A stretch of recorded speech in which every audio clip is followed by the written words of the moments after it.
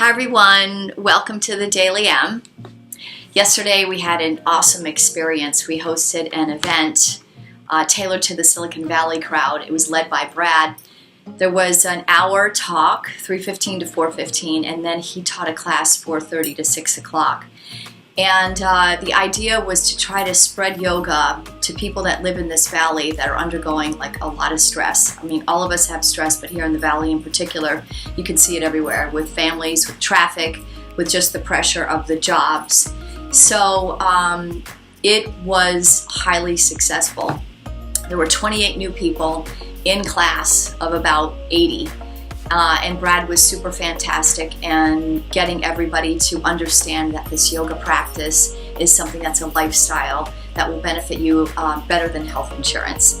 And it moved me because what I saw, and it's going to sound kind of down, but was a lot of underestimation of who we are. I felt a lot of, but I can't do it. I felt a lot of, oh, this isn't for me, or it's too hot, or, but you don't understand my circumstances. And it reminded me of Bikram when he would say that our negative thoughts are more powerful than our positive ones. In fact, he'll say that your negative thoughts are 9 times more powerful than your positive ones. And then it also reminded me to the Netflix movie of Anthony Robbins called I'm Not Your Guru. If you haven't seen it, make sure that you see it. This guy, probably not as much as Amma, our hugging saint, but has to be one of the greatest influencers of all time. Anthony Robbins, such a motivator, gifted. And in this movie, if you've seen it, and when you see it, you'll notice that his affirmations to himself are so loud, so potent, so powerful. He repeats them over and over again. Money comes to me in avalanches of abundance, and I release it with joy. I mean, he's constantly saying this stuff to himself.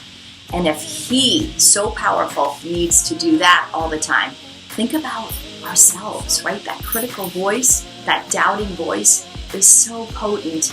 And I felt like I saw that a lot more yesterday. I think Brad did a great job, and I think the yoga does a great job in making sure that that voice is a little bit dismissed, and you start to realize the power that's in you, the confidence that's in you, and you become... you don't underestimate your abilities maybe as much.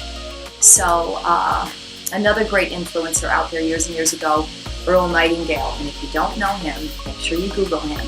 He's famous for what's called the Stranger's Secret, and back in the 1900s, where he talks about how you are guided by your mind. I mean, your mind, you want to make sure that soil is right.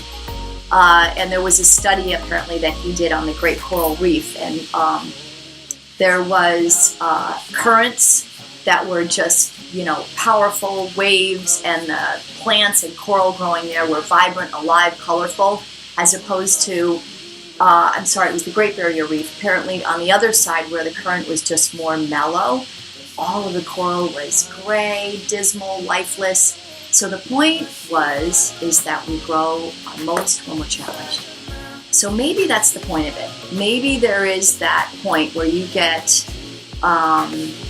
feeling negative, feeling challenged, and that's the moment where you start to become most alive, where you start to realize your own power, where you start to do things, and because of the contrast, you start to pick up,